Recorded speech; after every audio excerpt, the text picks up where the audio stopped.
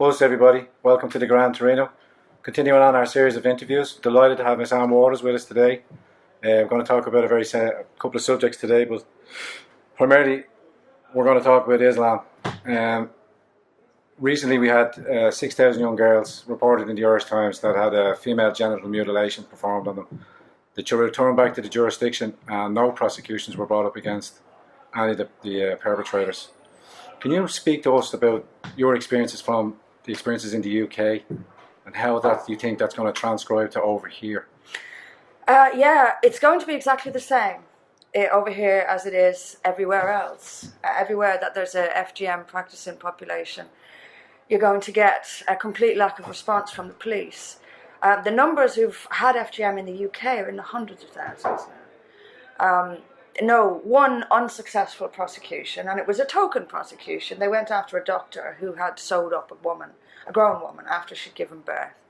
And that was the test case they decided to take. I mean, the Crown Prosecution Service was desperate to get the media off their back. The trial fell apart, and that was the only one. They don't have, the big problem is they don't have the resources. If you've got hundreds of thousands of people who have undergone FGM, and it's a crime to take a person out of the UK to perform FGM. As it is here. Yeah, you don't have to do it in the UK. And you'll often hear the apologists saying, but it's not being done here. Well, first, it's a criminal offence anyway. And secondly, we have, instead of prosecuting, because if the police prosecuted FGM, they do nothing else. It would take up all their resources. When you have hundreds of thousands of cases, the court systems would be clogged up. So they can't actually prosecute it. And what they're doing instead, and they're doing the same here, is providing clinics, taxpayer-funded clinics, to help the medical aftermath of FGM. Now, the apologists, again, will tell you, but isn't this a good thing? They're here to help the girls who've suffered this. But they're not getting the point. There was a new clinic opened in Wales just recently, and it was opened by a Labour member of the Welsh Assembly who sent out a tweet saying how pleased she was to be attending the launch of this FGM clinic. There's no one seeing the point here. The point is there are now FGM clinics in the UK. There are now FGM clinics in Ireland. The fact that they're set up to help these girls doesn't change the fact that now our society is changing so much that FGM is now part and parcel of our social culture. This is not a positive step. It is completely it's completely trouncing all over the rule of law because they can't prosecute it. So the law is irrelevant. Mm-hmm. The criminal law becomes irrelevant. It's going to happen here. It's going to happen everywhere there is a significant Muslim population. And while not all Muslims do it, it is a Muslim practice, and it is a practice derived from the hadiths of Muhammad. It's sustained and justified all over the world, including in Europe, by Islamic clerics.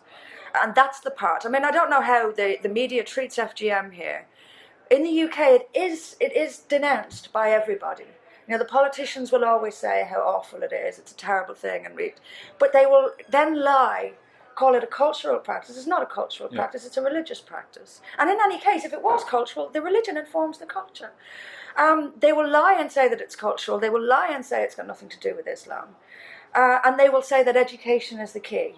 That you'll have police going around giving talks or getting talks.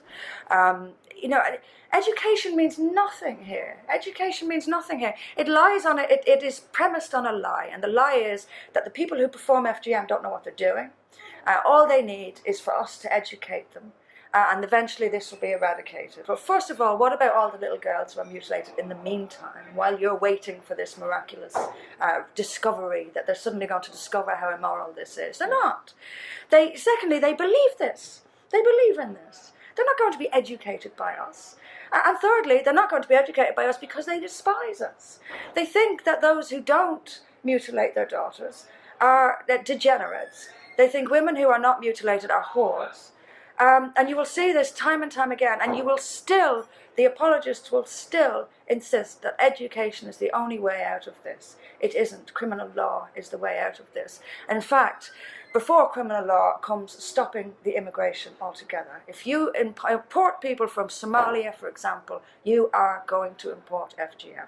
Simple as that. So you have to decide what to do. If you're going to import it, what are you going to do about it? You're going to prosecute it, or you're going to let it be? They're letting it be. And facilitate it with the clinics. Absolutely, absolutely. They try and justify it. We had a Trinity professor espousing on live on RTE, one here on our main channels here, and he said it was perfectly feasible for medical conditions or for medical reasons to perform an FGM. There is no reason to perform an FGM. Absolutely it's a mutilation of the body. Absolutely not. I mean, what medical harm does the clitoris actually cause? These are frankly pathetic men who are afraid of women's bodies, and who want women to be nothing, baby makers, and not even. It's to keep women subservient. They keep women subservient for a reason. This is because they want women to give birth, child after child after child after child, so they can dominate. And not experience any pleasure. And not experience any pleasure. The woman must always suffer. And that's what we're importing. And it's going to become part of our wider culture over years. It's insipid, all right. It spreads on. Now, the FGM is very important. Again, if we bring that in, we've also had reports in Telford and Rotherham and stuff like that. We've had a particular heinous crimes, grooming gangs walking around. They're already they've spread from Europe and they've come to the UK. They're well established, and the reports coming out that are being blanketly ignored by the mainstream media. Can you see that coming here? Absolutely. I believe it's here already. I've heard anecdotal evidence about this is already happening in small towns in rural Ireland. They are well established in the UK, and once again, it's going to happen wherever you have a sizable population of Muslims. It's simply true. They may call this hate speech, but it's an observable fact. Wherever you have, the rape gangs don't happen in areas of England where there aren't any Muslim population. That just doesn't happen. And where you have massive Muslim populations, it happens. Where's the common sense? Where's the prosecutions? Where's the prosecution? Well, quite. I mean, there's been a few token ones, but they get sod-all sentences. They'll get a couple of years, if that. And the message is again sent out. And if anyone goes down and tries to report on it, because none of the mainstream will go down it, they're hounded out and chased off and pushed aside. It's hate speech. Protesting against rape is hate speech. It's the complete moral inversion. We are trying to stop the rape of children, and we're deemed hateful. We're deemed the problem. And this is absolutely standard across the board in the mainstream media. The rapists themselves are not considered to be the problem in this. Those of us who highlight and talk about it and want it stopped, we're the problem. We're the hate mongers. As if going out and gang raping a 12-year-old girl, that's hate. That's hate. Objecting to it is not hate. Raping 100%. Is hate. Raping a child, that's hatred. They hate those girls. They think that they're trash. They think that white women are trash. And as a white woman, I'm offended by that. Very offended by that. But it doesn't matter if I'm offended. So you've also had, I've read different reports as well, that there's a complicity or from the police force, from councils, from local services. In fact, some of the councillors were deemed to be involved in the grooming gangs and furthering along. And you've had a decade-long suppression of the facts from the government, from all the agencies. But it's only now, because it's so huge on its scale. It's been going on for how long? What are the signs, do you think? What can we do to try and identify these situations? I think, or speaking out about it, I think is. I think you have to find them. I think there has to be some sort, and I would recommend this for someone struggling to break through in politics in this country. If you can put up some sort of helpline, an anonymous helpline. It's not expensive. And ask people to get in touch if they know anything like this is going on across the country. Because you've got to go around, the media's not going to do this for you. This was going on in the 70s in the UK. It's been going on for as long as there have been Muslim immigrants in the UK. But essentially, it's been going on. I'm surprised it broke when it did, because that was bubbling under the surface for a long time. I'm surprised it came out. I'm surprised it got the media coverage that it did. But it changed things. And I don't think the media is going to do that here. I think your media is even worse here. And it takes a lot to be worse than the UK in media terms. That's one thing, because you're at a very early stage now. But that's something, a practical thing I think could work. Yeah. I really do. Because there are people out there who think like you do. They have to go somewhere to go, and they're far too afraid to say it down the pub or to say that there has to be somewhere that people can go to and say, I know this is going on in my town. I know it is. And then you report it to the police, and when the police do nothing, you leaflet people. If I found a town, and someone told me this was going on in my town, I would go to that town, I would report it to the police. I would then start leafleting the local area with information about this. That way you don't need the media. You can stir up a bit of passion in people. It'll work. It works. And our understandings of Islam, how are we going to get people to break through the racist, the Islamophobic slurs? Not being able to question an ideology, because that's all it is. It's an ideology. It's not a race of people. And Islam needs to be criticised, and it needs to be held account for its immoral practices. There's no enlightenment. There's an abrogation from Mecca to Medina, and people won't discuss that. Do you think there's a way that... It's very difficult. I mean, we have the same, the whole of Europe has the same problem. And part of the reason you've got the problem is because the schools are teaching a sanitised version of Islam. But they're lying. Well, of course. I mean, but there's a council in Stoke-on-Trent. They actually wanted to criminalise parents who wouldn't allow their kids to go to mosques. Now, it seems to me that every school in Britain has been to a mosque. And they're going along to these mosques and they're being told that Islam is peace and all the rest of it. This is a huge problem. This is a huge problem. The government is sanctioning these lies. All we can do, the media is on the side of Islam, all we can do, and if I had an answer for this, I would be doing it myself. But all we can do is keep chipping away and keep doing this, use the internet, flagging it, highlighting it, speaking about it. Leaflets. I really am. Yeah. I talk about leaflets all the time, but they work. Yeah. And you don't need the media. They're cheap. You don't need the media, and people will read them. So just do what we can. Use the internet. Keep chipping away. The big advantage that you've got is that you're telling the truth. Yeah.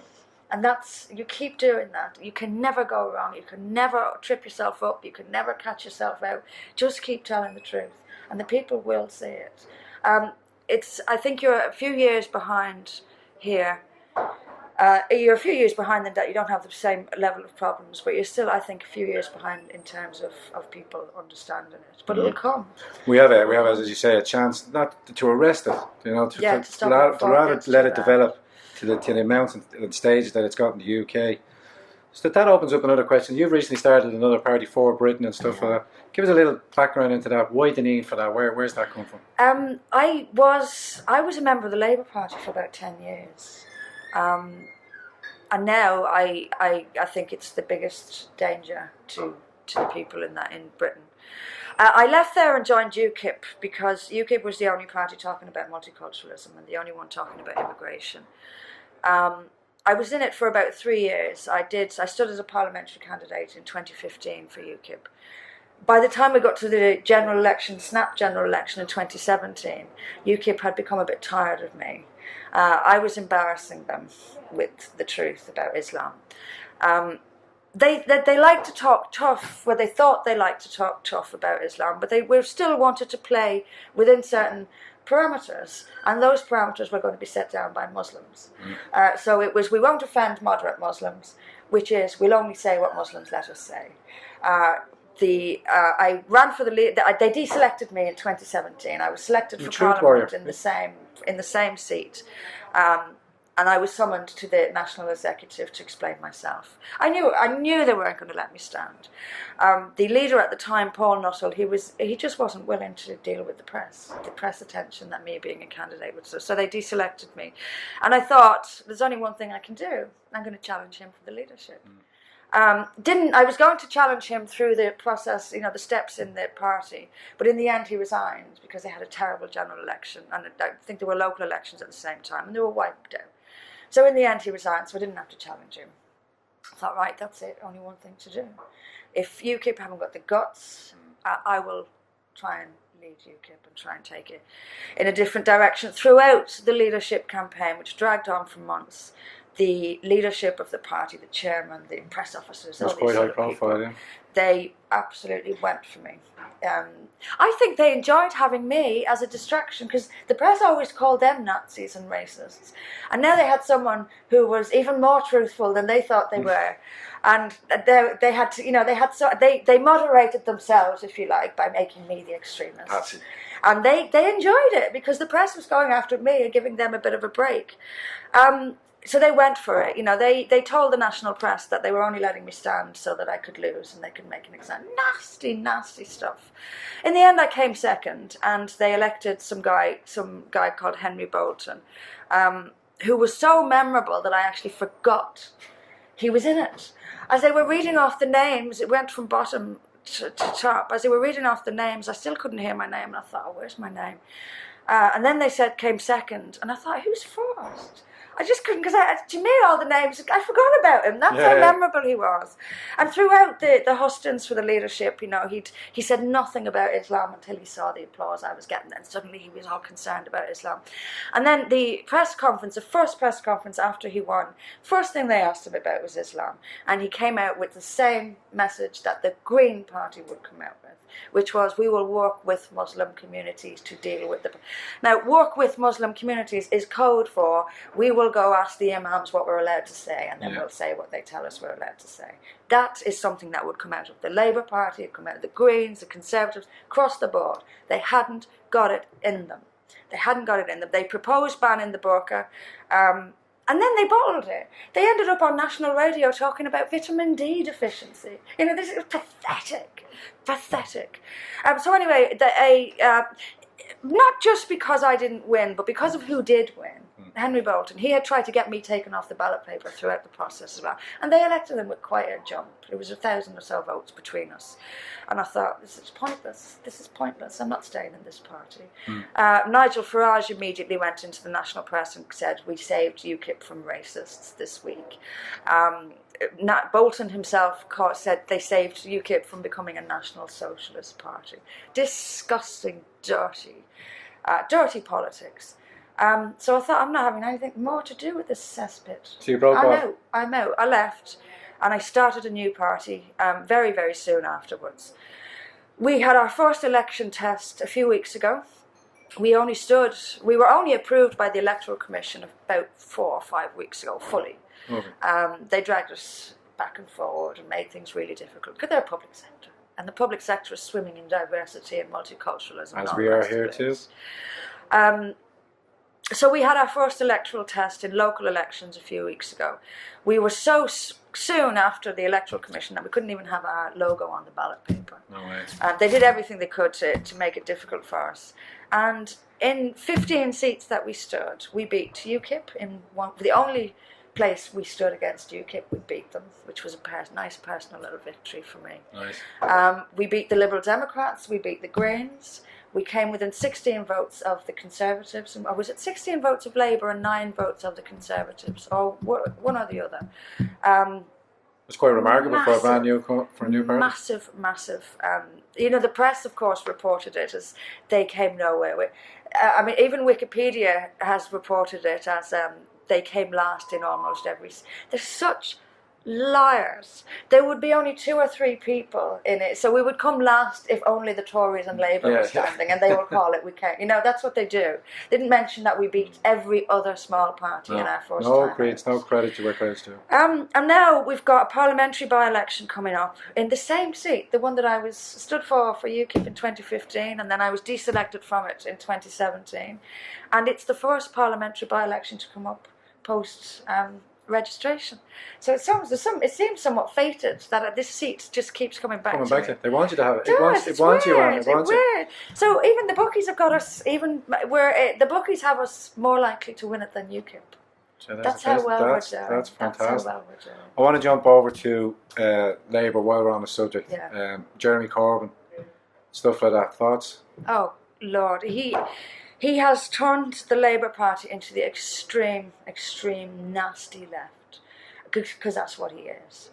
And the Labour Party being led by someone like him and John McDonnell, who wants, who's openly, he's the Shadow Chancellor of the Exchequer, he's a senior politician, and he's openly called for people to disrupt and disturb whenever a Conservative Party member is speaking. I mean, this is serious. The Conservatives are the party of government. And I've actually had an email a few months ago from someone in the Conservative Party saying that their meetings, their normal monthly, are being disrupted by Antifa, the Conservative Party. This is being encouraged by senior Labour. They're encouraging these thugs to go out and shut down debate, shut down meetings by the ruling. These warriors for the establishment. Oh, absolutely. They think they're edgy. They think they're edgy. They're the most compliant, obedient, ill-thinking sheep. They are Puppets. sheep. And what happened? Wasn't the left supposed to be about radicalism and about challenging the establishment and challenging authority? Exactly. Now it is the establishment, and it's a very nasty one. But Corbyn has turned Labour into something very dark. And the momentum types, the types who go out into the streets with masks on and disrupt everybody and shout down everybody, they're now mainstream. That's now mainstream Labour. And the Muslim extremists, of course, are the Labour Party is a vehicle for Islam in the UK now. They don't even make a secret of it. We've got Trojan Horse. Do you know what the Trojan Horse is? Of course, yeah. It's and they tried to take over the schools in Birmingham. The very people who did this are now campaigning for Labour in Birmingham. 3 of the 4 Labour candidates standing against me in this Lewisham seat, 3 of the 4 of them have in some way promoted the leader of the local mosque, which is where Lee Rigby's killers prayed, and where the imam lost a libel action against the BBC for calling him an extremist. Oh my God. And they're all 3 of the 4, but Labour, it's a safe Labour seat, but 3 of the 4 potentials for that seat have in some way endorsed this guy. Crazy stuff. Well, we've hit Labour. Let's go over to the Tories. There seems to be a mixed match in the air. Theresa May's coming across from this side of the diaspora very weak. Doesn't really seem to have a control. There's this guy called Rees-Mogg. I don't know what your views are on him like that, but he seems to be gaining credence or speaking in a new tract of Toryism. Do you see anything formulated out of the Tories, or are they? No. Not to give them any due props, but they're supposed to be the conservative side. They're supposed to be for free enterprise. The entrepreneur. Yeah. It's not happening. Well, they're talking more and more like Labour, and they have been for a while.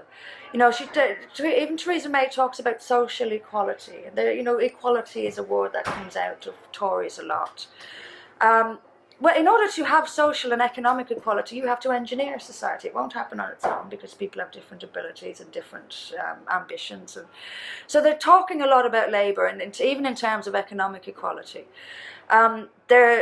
They've done absolutely nothing about the grooming gangs and Theresa May stood after I think it was after the London Bridge, one of the terror attacks last year, stood in the House of Commons and said this is the perversion of a great faith. And and she got a yay. Not one person said, excuse me, how do you know? Can you give us a bit of evidence? Where's your evidence? I can show you what the Quran actually says. It demands the killing of unbelievers. So where are you getting that from? They sound like...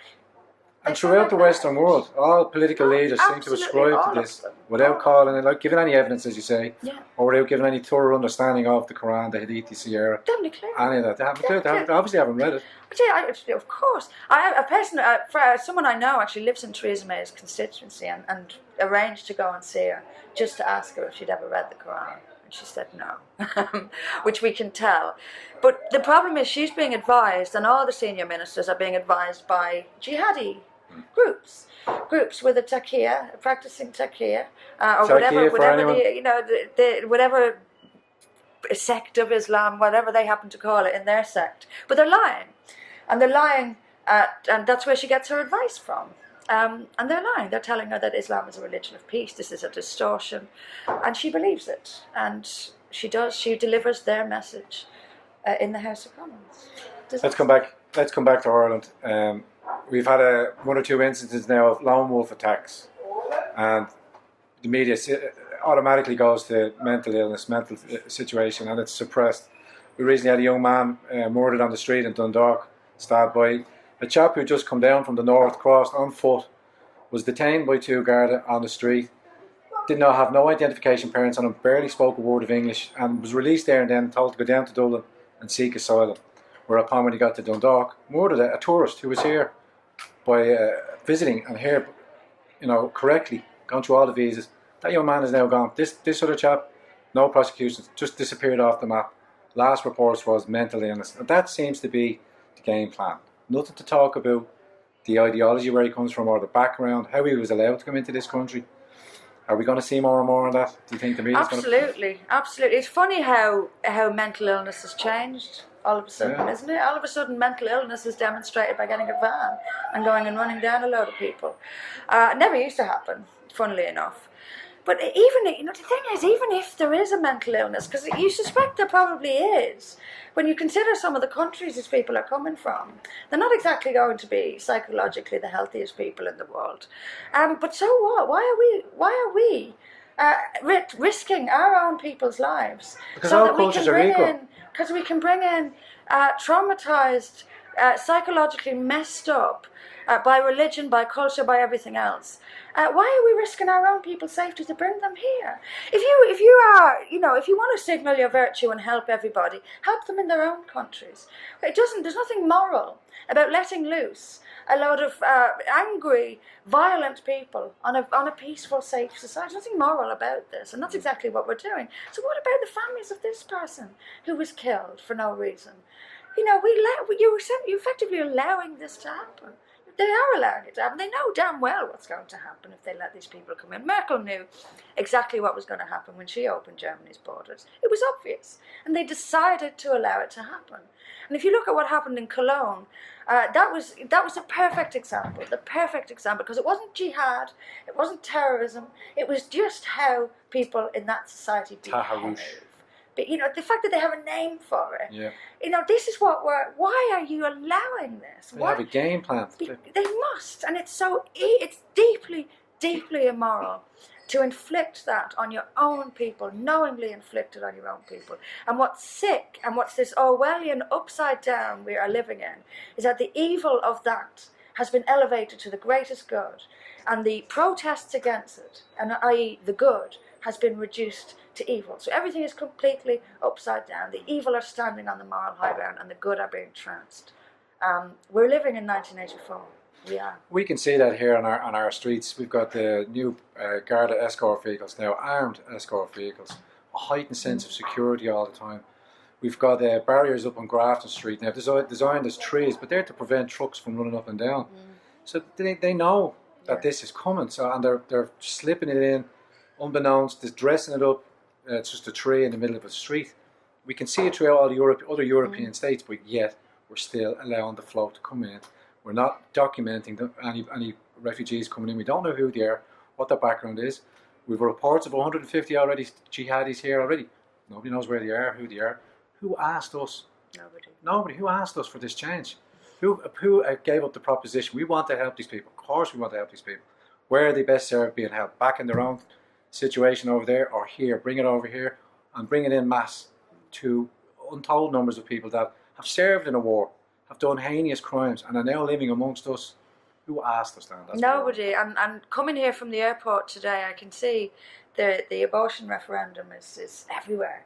And Ireland likes a referendum, but no referendum on any of this. No one was given a choice on any of this. It's the most fundamental change. They're making the most fundamental, irreparable changes all over Europe. And we were never asked. But you know what? We are partly to blame ourselves because we keep voting for them. That's where our keep voting the same thing. You're going to get the same thing time again. It's the same across Europe as well. The French had a chance to get Marine Le Pen. The Dutch had a chance to get Geert Wilders. They didn't take it. They went with the establishment again. I mean, Macron could not be more EU establishment. He's just the absolute. Global, he's ex-taxman bankers and ex-global. Absolutely. And we're sorry to say, I go between blaming ourselves and not blaming ourselves. We are at the end of the day to blame because we keep voting for But we keep voting for them because we're being lied to. And this is where the media comes in. Now, to me, the media is the great poison in all of this. The media is the glue that holds all of this together. I was reading a few Irish papers this morning online, just to see how the Irish papers were covering these things. Shocking.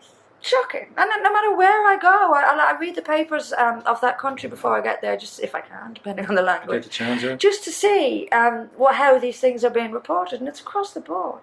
It's across the board. People like me, are always described as far right. Whereas the people who protest against us are called anti-fascists, and they do this routinely. So if those who are protesting against us are either anti-fascist or anti-racist, as they're always described, what does that make me?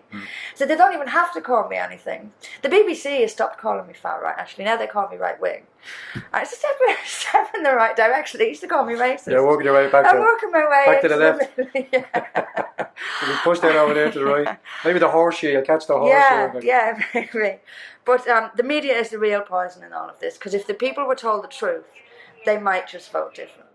Why is it that we can talk about all the religions apart from Islam, when Islam is the one we ought to be talking about because it's so dangerous? And I said, you've just answered your own question. We won't talk about Islam because it is so dangerous. We're afraid of it. Simple as. We're afraid of Islam. We have right to be afraid of Islam. But we're in it. There's two problems. One, we've been weakened through self-hatred, and that's across Europe as well. White people have been weakened. White people are told that we are the scum of the earth, and every problem that's ever happened in history is our fault. And if an African attacks another African with a machete, somehow it's our fault. This is constant. We are blamed. White people are blamed for everything. So we're weak. We feel weak. Yeah. You won't defend and fight for a society if you hate that society, if you see no value in it. Democracy has been completely devalued. Of course it has, because the elites don't want democracy, because democracy could change things, and that's why the European Union is so intent on taking democracy away.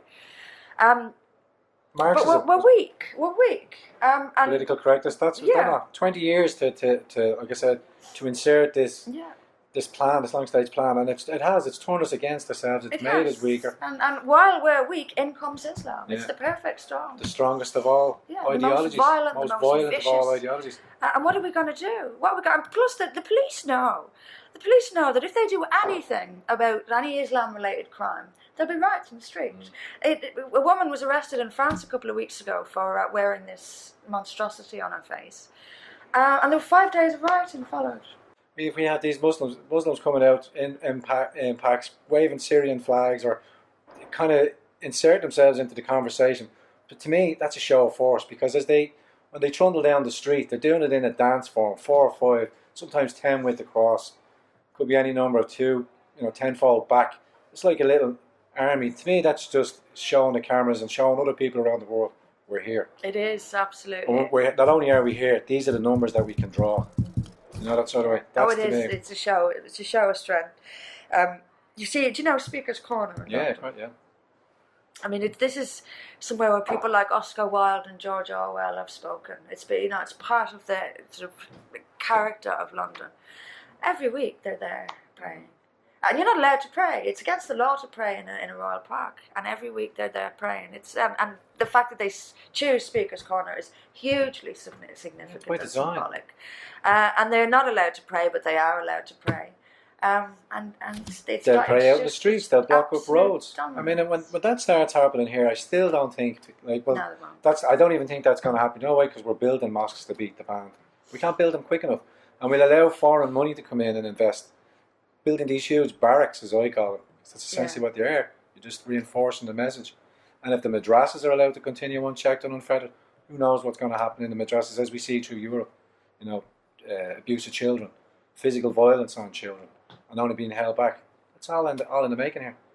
Something nasty is going to happen, and it's going to get even nastier if they don't let people like me be heard, and people like you, because we're not actually nasty. We're actually good. We are good. We are the good guys in all this, and we're moderate. We've got a moderate message. It's not an extreme message. But if they keep doing this, if they keep silencing us, if our approach doesn't work, something really nasty is going to come. And if they want, if they think I'm a Nazi, Wait till you see what's coming if you don't listen to us. Islamofascism. We're going to have Islamic fascism, but we're going to have a real far right rising among our side as well. There's going to have to be a reaction to it. If they don't listen to us, who are moderate voices, then some really nasty characters on our side will come up, will rise. It's not pleasant. None of this is going to be very pleasant. No, so I was going to say, well, what do you think about for the future going forward? But we just have to take, each staging point that we get to. We have to try and be successful in trying to get our message across.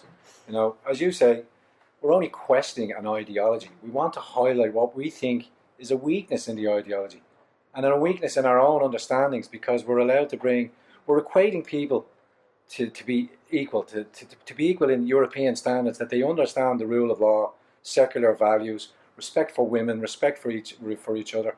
I can't remember the Latin term, but the non-aggression pact between people. They don't come from them societies. No. They don't understand that. And how can you expect people just to parachute in and adapt to our way of life? That's low expectation of bigotry, as they say. Absolutely. Again. Look, we have Pakistan is the biggest Muslim population in the UK. Pakistanis. If you look at Pakistan, according to Pew, 84% of them believe a woman should be stoned to death for adultery. 84%. This is another. It's not just another country, it's another century. How can you possibly? And they'll do it to their own daughter. You're talking about people who would happily bury their own daughter in the ground and throw stones at her until she's dead. And they'll do it thinking this is the moral right thing to do. And they'll do it to her because she was raped. And we are bringing that to our world. How can you possibly pick up hundreds of thousands of people from that? And they're not coming from the more moderate cities either. They're coming from the rural tribal areas. And then you're picking them up, hundreds of thousands of them, plopping them down into the middle of England and saying, good luck. And as we are down here, we just drop them into the west coast of Ireland now, where there's really small populations now, and we're effectively dropping in the equivalent of the population that's there. And so there's two diametrically opposed. Now, it goes without saying, not all refugees, not all asylum seekers, the usual stuff, but the majority of Muslim people that will come in will bring a demographic change, because of course they will. We're only having 1.2 children as the norm as Europeans. They say our infertility rate is dropping. I think that's a misguider as well. I do think it is enough to meet the economy, but this Trojan horse, as you say, to bring these in because the economy, we're going to fail. Oh, it's nonsense. It's nonsense. We're told so many lies about this. They're going to do the jobs that we need them because we need a workforce. But we're scared to have workforce. As far as I can see, 90% of them are still on benefits 20 years later. It's certainly the case in the UK. People have been in the UK for decades and they've been on the dole the entire time. The benefits bill for Muslims alone in the UK is astronomical. And in Germany as well, they were told that these people are going to come in and pay the pensions of elderly Germans in years. So give me a break. Give me a break. They can't. They're illiterate in their own language, many of them. Much less are they going to contribute to the German economy. What are these people going to bring to Germany? As you say, there's not a fully education system where there's maths, history. Yeah. You're only taught the Quran, and you're only taught through violence. It's bed into you. Same way the Catholics used to do to us. I was a product of that school. Couldn't wait to get out of school from that thing, because I was battered. Every time I went to school, I was beaten up. So there was no incentive there to stay. Our third level college, that was a fantasy. Yeah. You know what I mean? So when we talk of likes of Afghanistan, Syria, even when it was war torn, that's slowly dying away now. But they don't have running schools. They didn't have proper education systems. The rule of law. Medieval tribalism, and that's the people who are coming. You'll have moderate enough people living in the big cities, but they're not the ones coming. It's the tribal. And we're not calling them out. That's not their problem. It's a failure on our part to help them properly. We have the American machinations of global politics, and this is all revolving around pipelines, Russia pipelines, EU pipelines. That's the reason Syria is happening. Assad and all that is just a big showpiece. It's like a proxy war between the two. There's a few proxy wars going on in Syria. Yeah, there's a few proxy wars. I think there's a lot of show grandstanding and showing off going on in Syria, actually. That's a complete mess. But look, even if their countries are war torn, it's still no reason to allow them to harm our people. You know, I still don't see, even if you have suffered terribly, that doesn't give you the right, doesn't give our governments the right to let them come here and rape a 12-year-old girl. That 12-year-old girl has to come forth. I'm sorry. Yeah. No matter what you have, what a Syrian has suffered, I'm sorry for you, but the 12-year-old girl from our society is more important than you are. And that's what needs to be said. But at the moment, it's the other way around. It's like, well, we know they're going to rape kids, but, you know, they're having a terrible time, so let's bring them in. It's No, just it's intellectual cowardice is the only thing I can equate to. It's wrong. Moral and intellectual cowardice, not to have this honest conversation. We want to, like, we're talking about direct provision being we have a thing over here, direct provision, so you come as an asylum seeker, you're housed in this area, you're only given 20 or 30 euro to subside or to exist. But that's recently been changed. Now they have full equivalency of full welfare benefits. So anybody coming from anywhere will automatically be given full benefits. We can't afford that. The Irish must be very well off. Yeah, we must be loaded. Well, we're nearly 300 billion in debt. Like, we keep saying that we're a net beneficiary of Europe. All I can say is we're a net contributor now through everything, through the speaks that we've had here now. Our fishing industry over the last 20 years that we've been in Europe has produced something like 200 billion in fish stocks for the rest of Europe. We gave that away. When we were asked to vote on the Lisbon Treaty, we said, no, you didn't get that right, do it again, because then they start threatening us with jobs. And everything that they said in the second time hasn't come true. So what makes us believe that, you know, these referendums that we have are going to be any different? They're not. It's putting on a show.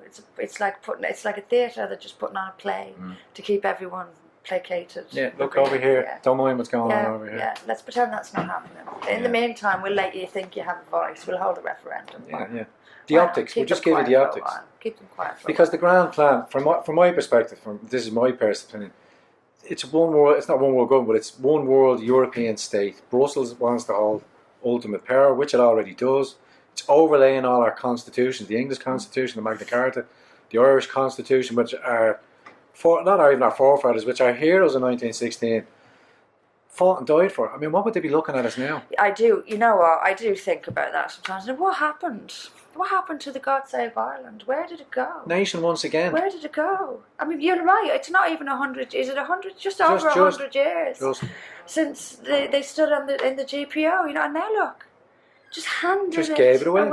Well, giving it away, or in the process of giving it away, it's, for us, and I say very much for us, we still have a 4 or 5 year gap window coming up at the European elections. You know, if we can get a viable candidate to stand and represent people on the ground, people on the street, the people that aren't in the media and following what the kids out of academia are saying and giving them more credence.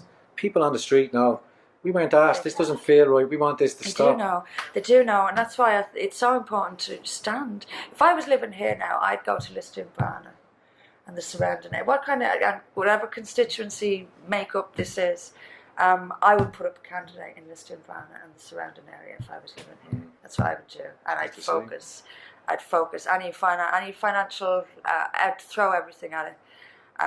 But you know, see how you can go on. They were asked, the people in Lisdoonvarna had, 97%. and they all said no, but the government said no. Yeah. And there's someone, I was reading about the hotel owner who'd said, I'm not going to name him, but he said he would go with the decision of the people.